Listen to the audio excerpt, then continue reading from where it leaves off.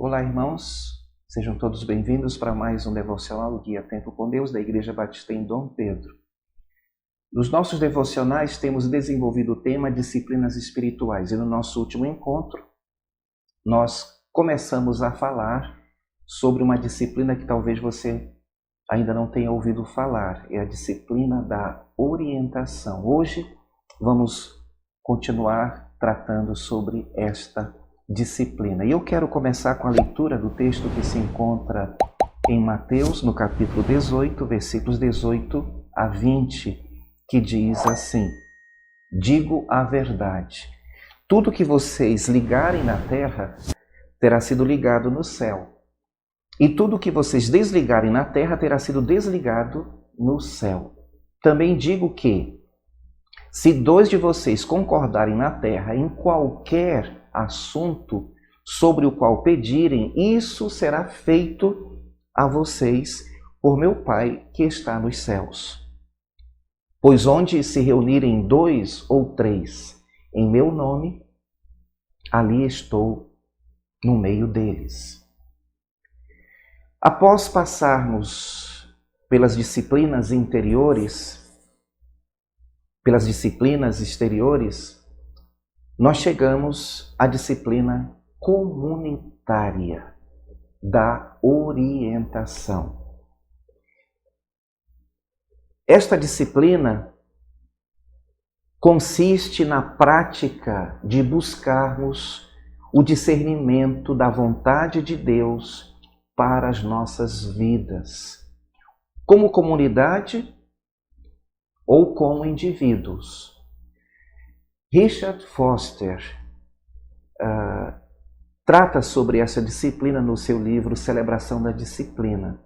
E para ele, a disciplina da orientação só acontece quando há unidade do corpo de Cristo. Isto é, nós reconhecemos como igreja que Cristo é o cabeça da igreja.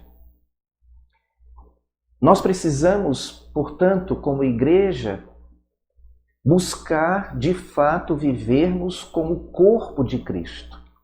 Então, para Richard Foster, esta disciplina da orientação só acontece quando a unidade do corpo de Cristo com a cabeça, que é Cristo, do corpo com o espírito e do corpo com o corpo.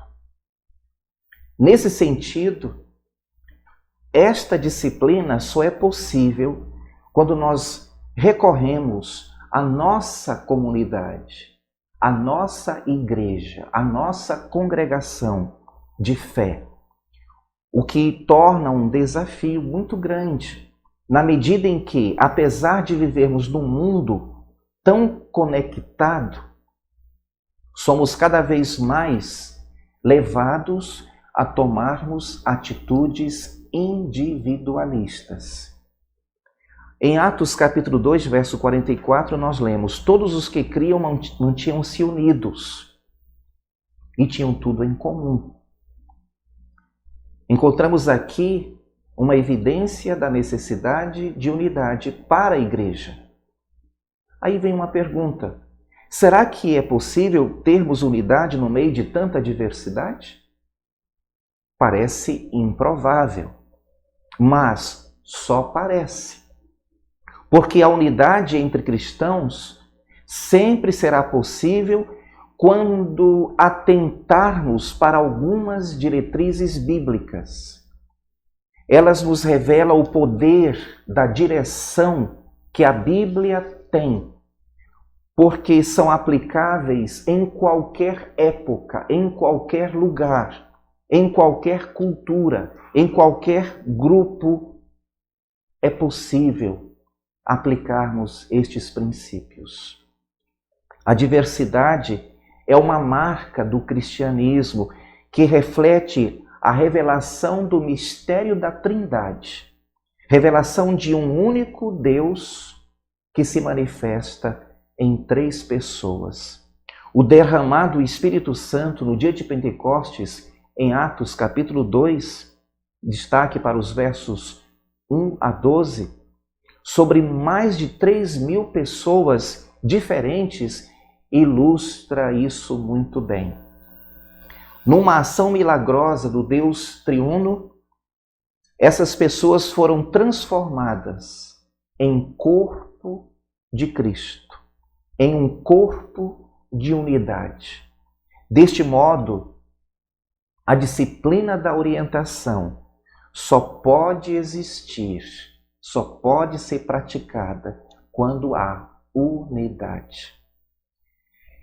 Eu gostaria de convidá-los para o texto de o Salmo 133. Eu vou destacar o verso 1 e depois o verso 3, na parte B, onde encontramos a bênção da unidade.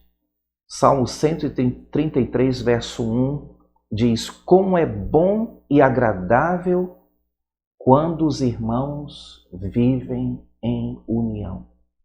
E o verso 3b diz: ali o Senhor concede a bênção da vida para sempre. Nosso modelo ou nosso sistema de governo é congregacional. É o modelo que foi ou se tornou conhecido como democrático. Mas como todo governo humano, tem suas falhas. Ao olharmos para este belo salmo, aprendemos que o Senhor sempre abençoa e orienta seu povo quando ele está em unidade. Por isso, quando praticamos a disciplina da orientação, não buscamos a direção da maioria, mas a unidade. Para isso acontecer, cada um precisa entender que não está à deriva, ou seja, não estamos sem um ponto de referência. No ambiente eclesiástico, isso se aplica à ideia de que eu não vou ao pequeno grupo, eu sou o pequeno grupo. Eu não vou à igreja em Dom Pedro, eu sou a igreja em Dom Pedro. Quando entendemos isso, aprendemos que a unidade não é a regra da maioria, mas a direção do Espírito sobre a unidade. E quando essa direção vem, por estarmos em unidade, só nos restará obedecer, conforme aprendemos em Atos, capítulo 13, versos 1 a 3, onde lemos: e na igreja que estava em Antioquia havia alguns profetas e doutores, a saber, Barnabé e Simeão, chamado Níger, e Lúcio, Cirineu e Manaém, que fora criado com Herodes, o tetrarca, e Saulo.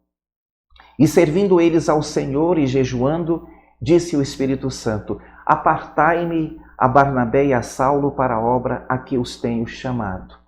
Então, jejuando e orando e pondo sobre eles as mãos, os despediram. Nas palavras de Jesus, descritas em Mateus 18, versos 18 e 20, que lemos no início da nossa fala, temos aqui uma ideia de como esta disciplina deve ser praticada. Eu vou ler mais uma vez o texto. Ele diz: digo a verdade.